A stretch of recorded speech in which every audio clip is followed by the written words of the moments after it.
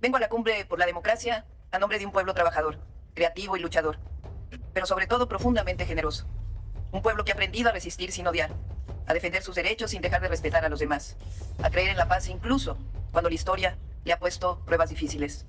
Vengo a nombre de un pueblo solidario hasta en la adversidad, profundamente humano, que se resiste al individualismo, que rechaza la discriminación y se niega con dignidad a mirar al otro o a la otra desde el desprecio.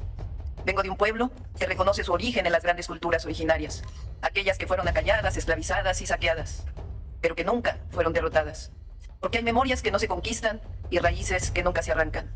Vengo de la pirámide del Sol, vengo de Tlaloc, de Huitzilopochtli y de Coatlicue. Vengo de una historia milenaria que no es pasado, es presente vivo en nuestras comunidades, en nuestras lenguas, en nuestra forma de mirar el mundo. Vengo de un pueblo con valores espirituales profundos, que sabe que su historia es sagrada, porque en ella encuentra la fuerza para levantarse, para resistir y para seguir tejiendo con dignidad su destino. Vengo del legado de Miguel Hidalgo y Costilla, que en 1810 levantó la voz por la independencia y días después tuvo la valentía de declarar la abolición de la esclavitud.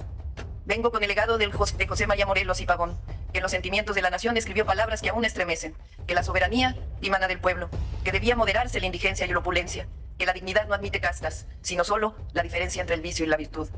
Vengo con el legado de las independentistas Diona Vicario, que desafió su tiempo para defender el derecho de las mujeres a luchar por su patria. Vengo con la dignidad de José Ortiz Tellez Girón, que nos recordó que no debe premiarse a quien sirve a la patria, sino castigar a quien se sirve de ella. Vengo cubierta con el legado del benemérito de las Américas, presidente Benito Juárez, indígena zapoteco que con los liberales mexicanos separaron la iglesia del Estado a mediados del siglo XIX, el que defendió a la República frente a la invasión extranjera y cuando triunfó nos dejó una verdad que pertenece al mundo entero. Entre los individuos como entre las naciones, el respeto al derecho ajeno es la paz.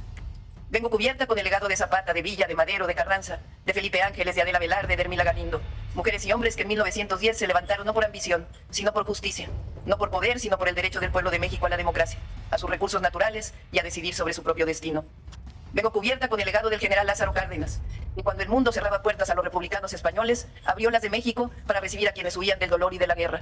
Vengo de un país que abrazó al exilio y convirtió la solidaridad en acción. Vengo reconociendo la valentía de Frida Kahlo, que aún en la fragilidad física supo llenar de colores la lucha por la justicia. Vengo a recordar que México ha sabido sostener sus principios, incluso en soledad, que alzó la voz contra el bloqueo a Cuba en 1962, cuando otros guardaron silencio, que hasta la fecha creemos, hablando de esa pequeña isla del Caribe, que ningún pueblo es pequeño, sino grande y estoico cuando defiende su soberanía y el derecho a la vida plena. Cuando defiende su soberanía y el derecho a la vida plena.